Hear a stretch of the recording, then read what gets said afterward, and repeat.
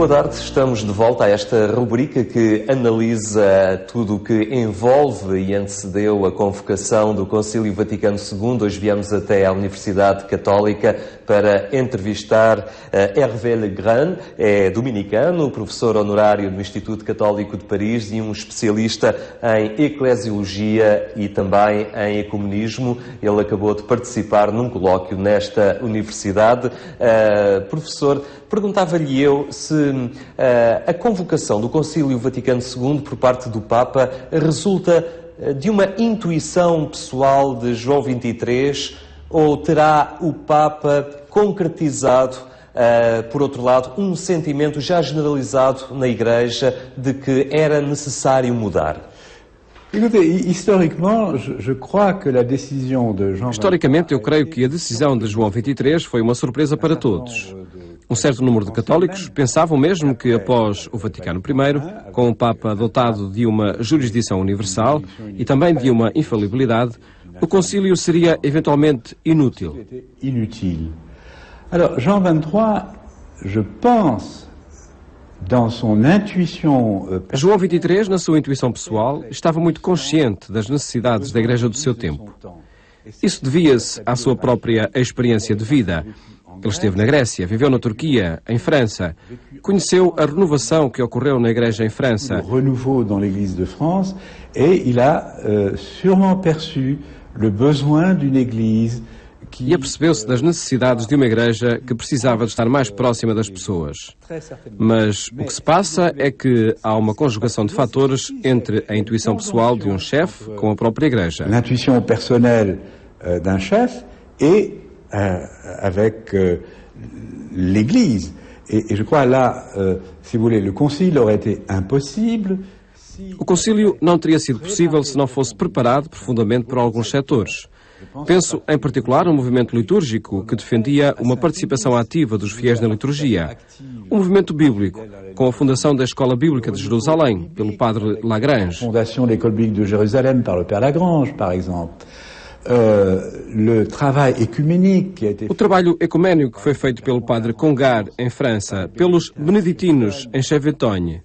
Tudo isto mostra como um grupo humano, no caso também a Igreja, chegam a algo importante. Mas, para isso, é fundamental a conjugação entre a autoridade e o conjunto dos fiéis, e eu penso que é isto que é muito interessante no Vaticano II e que é interessante em todo o concílio. E que é interessante em todo o concílio. Podemos dizer que, de alguma forma, uma boa nova resultante deste concílio foi o facto da Igreja repensar, de alguma forma, a sua própria identidade. Ao querer dialogar com o mundo, ela sentiu necessidade de se repensar a si própria? Oui, mais je crois que le mot, si vous me permettez, le mot identité... Sim, porém o termo identidade é desconhecido e não é referido nos debates conciliares. Isto foi algo mais prático, ou seja, a identidade é sempre uma relação.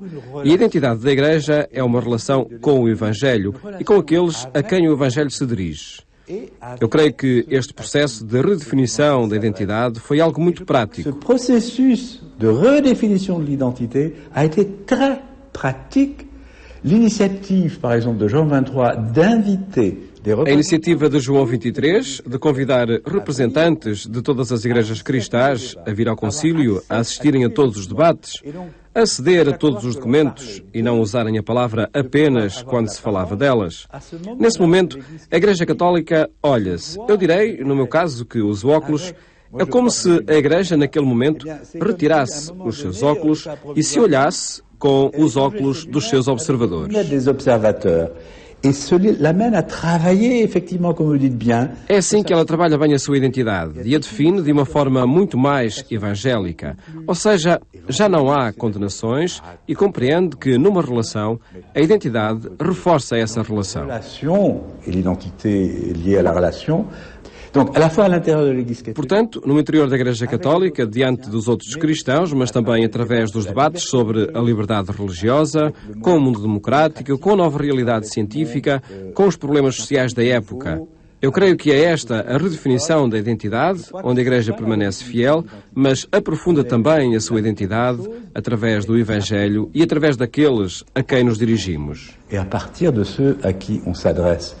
No seu entender, como é que a Igreja, hoje, a uma distância de 50 anos, pode ser fiel ao Concílio Vaticano II? C'est une fidélité qui doit être une fidélité.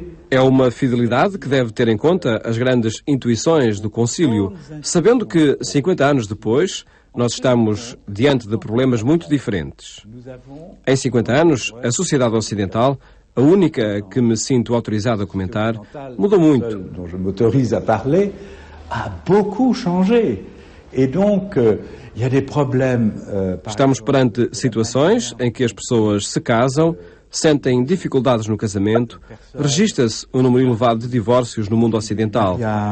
Le nombre de divorces dans la société occidentale, ce sont des questions. Estas são questões novas para as quais o Concílio não deu respostas, salvo uma resposta fundamental de que o Evangelho é sempre uma boa nova, e uma boa nova para a nossa sociedade. Pour notre société. No seu entender, há algo da reflexão do Concílio Vaticano II que ainda hoje necessita passar à prática, passar ao concreto da realidade pastoral da Igreja? Ou, por outro lado, existem também realidades conciliares que convém, a esta distância de 50 anos, alterar um pouco? Je veux dire, on ne peut pas prévoir. Não se pode prever o que se vai passar daqui a 50 anos. E, nesse ponto de vista, existe na opinião pública um grave erro que nenhum historiador comete. Ou seja, algo que aconteceu depois do concílio não é forçoso que tenha acontecido por causa do concílio. Eu penso que tudo o que se passa após um acontecimento não tem obrigatoriamente a ver com esse acontecimento. Existem hoje questões que não foram previstas e às quais importa responder. Eu não falo de erros, falo antes de textos insuficientes que não podiam prever o futuro. Concernant les textes du Concile, je parlais de textes insuffisants. Des textes qui n'ont pas su prévoir l'avenir, qui n'ont pas su... voilà. Et alors, quand il s'agit d'erreurs, je ne veux pas non plus... E também temos de ter em conta que houve erros na avaliação do que era o renovamento conciliar. Eu não estou informado de todos os detalhes. É possível que tenha havido condutas irresponsáveis no domínio litúrgico. Il est possible qu'il y ait eu peut-être des conduites irresponsables dans le domaine liturgique. Il est possible aussi que, au plan doctrinal, des personnes aient dit des choses... É também possível que, no plano doutrinal, nem tudo tenha ocorrido de forma correta e se tenham apoiado ou justificado no concílio. É provável. Mas é preciso ter espírito histórico. Parce que ça s'est passé après, ce changement incroyable de la société occidentale en 50 ans, que c'est à cause du concile. Et, si vous voulez, vous allez comprendre pourquoi je suis ferme sur ce point. Não é por se ter passado depois esta mudança incrível do Ocidente que foi motivada pelo concílio. Compreenderá, e eu sou firme nesta questão, as grandes igrejas protestantes, que eu conheço porque estudo a questão ecuménica, as igrejas anglicanas, estão todas numa grande crise. As igrejas luteranas do norte da Europa, grupos cristãos dos Estados Unidos, que vão muito além dos evangélicos, ou episcopalianos, ou pentecostais, estão todos numa grave crise. Não é pelo concílio. Estão em dificuldade, como nós também estamos, porque registramos mudanças profundas em toda a sociedade ocidental, e às quais devemos fazer face. La question est de savoir si nous y faisons face en voulant retourner en arrière. A questão é saber se enfrentamos isto regressando ao passado ou compreendendo o presente e respondendo ao presente a partir do próprio Evangelho, que é a fonte de tudo. É esse o meu sentimento. De tout, ce serait mon sentiment.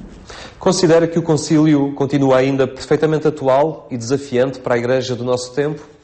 Certainement, sur des points où il n'est pas encore... Certamente, e principalmente em determinados pontos, ainda não completamente concretizados. Penso no relacionamento entre o Papa e os bispos, que é também a relação entre as igrejas locais e a Igreja Universal. Pour dire autre chose, qui est le rapport qu'il y a entre les églises locales et l'Église entière, sûrement a besoin d'être... Ela necessita seguramente de ser aprofundada. Somos milhões de católicos e as decisões são tomadas apenas por alguns e pouco depois são conhecidas em todo o mundo para não fugirem ao controle central, para evitar repetições, para evitar polémicas. Há estes perigos, mas, ao mesmo tempo, e vemos isso numa perspectiva cultural, há uma certa resistência à mundialização. Pour éviter les controverses, pour éviter le scandale des uns. Il y a ce danger. Mais en même temps, et on le voit aussi du point de vue culturel, la mondialisation aboutit aussi. Creio que o mundo árabe, mesmo com as primaveras, está prestes a adotar os valores ocidentais sobre o Estatuto das Mulheres, sobre a liberdade religiosa? De forma alguma. Dito de outra maneira, quando se é cristão numa cultura, os problemas são os seus problemas. Et, autrement dit, quand vous êtes chrétien dans une culture, vos problèmes sont vos problèmes et vous devez y répondre. E devemos dar-lhes resposta. Mas se somos chineses ou africanos, não temos os problemas dos nova-iorquinos, ou dos franceses, ou dos lisboetas. Temos outros problemas. Vous avez d'autres problèmes. Et donc, à la fois, on sent bien le besoin de l'unité, mais on sent bien aussi... Sentimos muito a necessidade da unidade, mas sentimos também muito a necessidade da diversidade. E é aí que o papado deverá jogar o seu ministério. O difícil desafio de conjugar a diversidade com a unidade, a não colocar tudo no mesmo registro, a mesma legislação, a mesma forma de falar. La même législation, la même façon de parler, parce que à ce moment-là, on est universel, mais on n'est nulle part. Somos universais, mas não é uma universalidade abstrata. O Evangelho não é abstrato. Dirige-se a homens, mulheres, jovens com estas e aquelas sensibilidades e problemas. Je peux le dire dans le monde entier, je comprends qu'être catholique à Kinshasa... Eu viajo pelo mundo inteiro e compreendo que ser católico em Kinshasa não é o mesmo que ser na Irlanda, nem o mesmo que na Alemanha do Leste, em São Petersburgo ou na Venezuela. À Saint-Pétersbourg ou au Venezuela. Enfin, c'est très différent.